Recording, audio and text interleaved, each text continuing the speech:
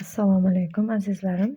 Men Adeya. Bugun yana sizlar bilan bugun haftalik energiya o'qiymiz, ya'ni dushanbadan yakshanbaga qadar sizlarni energiyangiz qanaqa, nimalar bo'lishi mumkin, ya'ni energiyangizda o'shalarni o'rganamiz, ya'ni ko'rib chiqamiz. Azizlarim, men shuni aytib o'tishni juda ham xohlardim. Bu taro kartasi, ya'ni bu taro psixologiya alohida o'qish talab qilinadigan yo'nalish, ya'ni bu folbinlik emas. Ba'zi birlaringiz so'rayapsizlar mendan lichkamda issiq sovuq qilasizmi deb. Men unaqa ishlar qilmayman. Iltimos shuni to'g'ri tushuning. Taro psixologiya bu insonni ichki olami va energiyasini tahlil qilish usuli, ya'ni odamlarni hayotida nima bo'layotganini bashorat qilib emas, balki ularni hozirgi energiyasi, hissiyoti, ongida nimalar kechayotganini ko'rsatib beraman. Farqi shunda, folbinlik bu kelajakda aniq aytib berishga urinish bo'lsa, taro psixologiya hozirgi vaziyatni ochib berish, insonni bir ichki kuchini uyg'otish va to'g'ri yo'l tanlashga yordam berish hisoblanadi. Men bu kartalarim orqali insonni ichki bloklari, qo'rquvlarini, kuchli tomonlarini, imkoniyatini va o'zida bor resurslarini qanaqa ishlatish kerak, hayotda qanday energiyalar oqayotganini ko'rsatib berishga harakat qilaman. Ya'ni men odamlarga ularni hayotini ongliroq qilish, ongliroq qarash, qaror qabul qilishida bir yordam berish, ruhiy qo'llab-quvvatlash bilan shug'ullanaman. Bu esa meni oddiy, ya'ni siz o'ylaydigan issiq sovuq qiluvchi folbin emas, ulardan ajralib turaman, chunki men ilmiy, psixologik va energiyaviy yondashuvni uyg'unlashtirgan holda ruhiyatingizga yo'l topishga harakat qilaman. Demak, azizlarim, haftalik ochirim, ya'ni haftalik energiya o'qishimizni kartalarimizni ochamiz. Yangi hafta siz uchun yangilanish, baraka, sevgi oqimi bilan kirib kelishini tilab qolaman. Har bir kuningiz sirli bir hikmatga boy, omadli kelishini tilagan holda boshlaymiz. Hayotimizda hamma narsani boshlanishi niyatdan boshlanadi. Agar siz niyatingizni to'g'rilab ertadan turganingizdan meni haftam omad, baraka va sevgi bilan to'la bo'ladi deb boshlasangiz, albatta shunday javob beradi butun koinot, butun borliq sizga shunaqa javob beradi.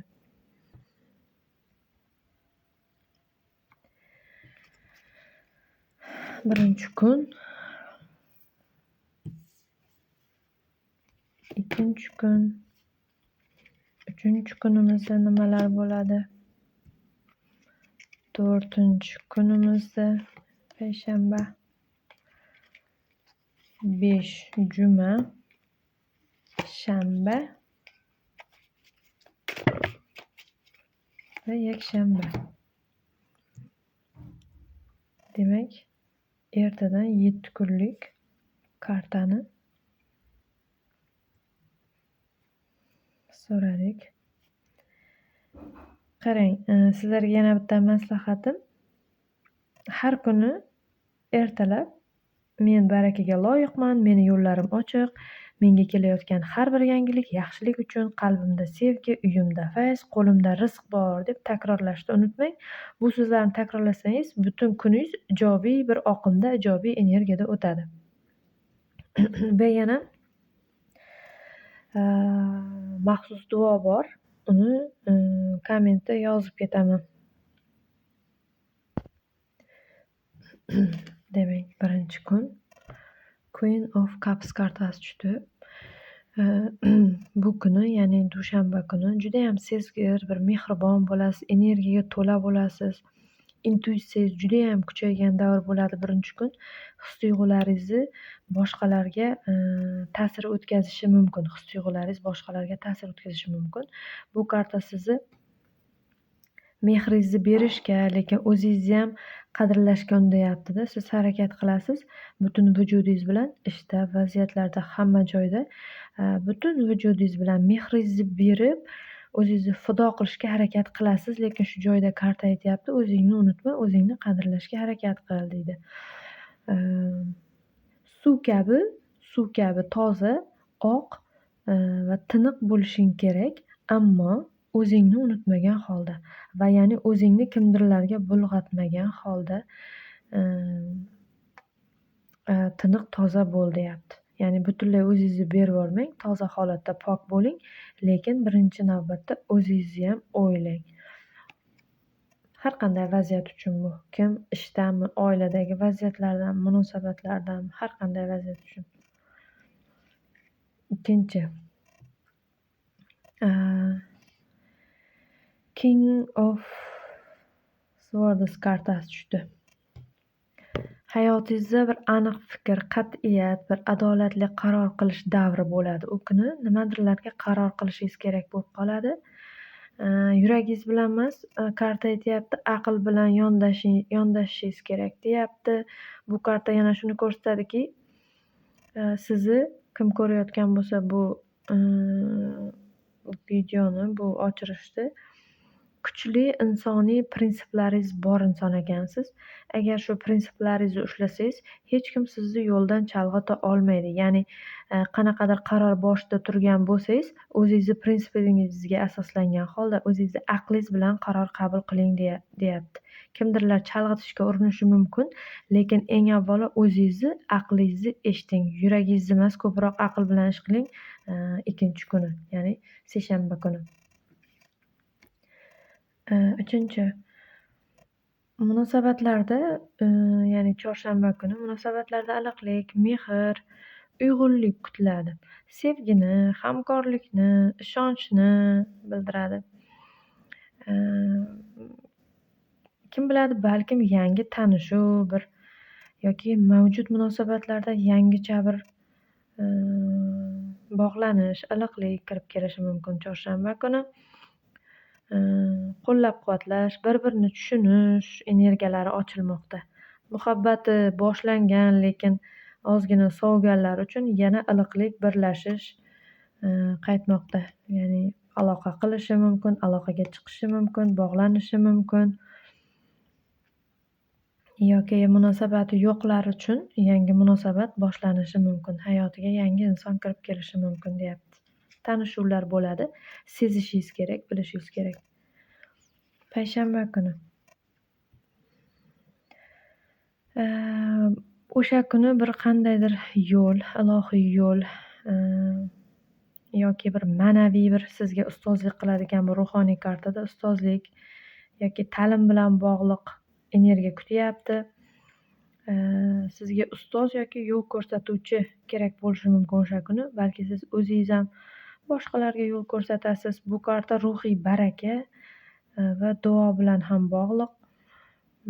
Ya'ni nimani niyat qilib, ibodatlaringizda nimani duo qilib so'ragan bo'lsangiz, o'sha kuni natijasini ko'rishingiz mumkin deyapti. Ya'ni baraka kartasi va duo bilan bog'liq barakada bu. Kim ibodatlarida nimalarni niyat qilgan bo'lsa, duolarda so'ragan bo'lsa, samara berishi kutilyapti. Juma kuni. Ish va hamkorlikda yangi imkoniyatlar paydo bo'lishi. Juma kuni yolg'iz bo'lmaysiz.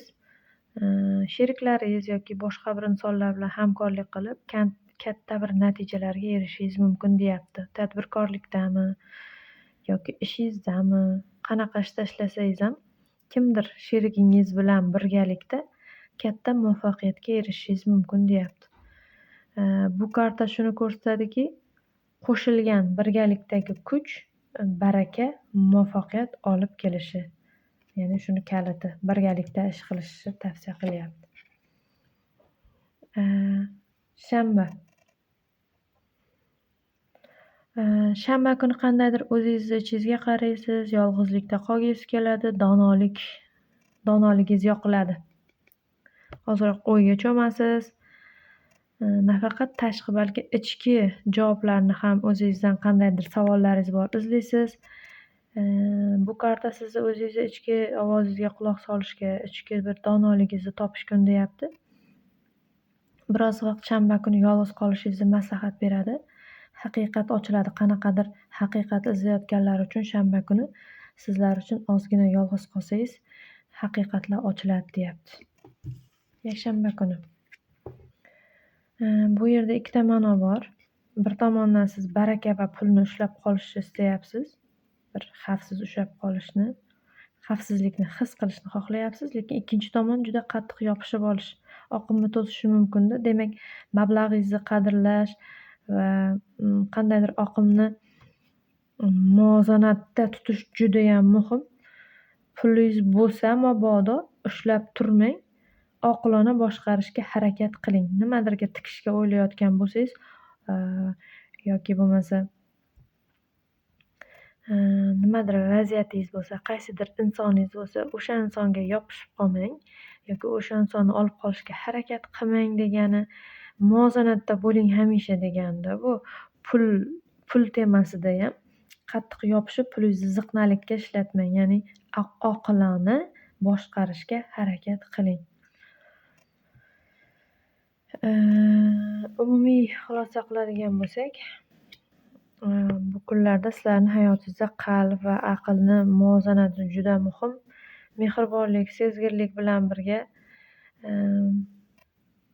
qat'iyatli bo'lishingiz ham kerak va juda o'zingizga nisbatan ham adolatli bo'lishingiz kerak. Munosabatlarda mehr, ishingizda hamkorlik, baraka kutyapti. Shu bilan birga ichki dunyoyingizga qarashingiz ham kerak. Ruhiy baraka, ustozlik energiyasini qabul qilish davri keldi. O'zingiz ustozlik qilasiz yoki kimdir ustozligini qabul qilishingizga to'g'ri keladi. Pul va baraka esa muvozanatda ushlash kerak. Oqimni to'smaslik kerak. Qizg'anchiqlik bor joyda oqim to'siladi. Buguncha shular. Hammangizni fikr-mulohazalaringizni kommentda kutib qolaman. E'tiborlaringiz uchun rahmat. Like bosishni, obuna bo'lishni unutmang.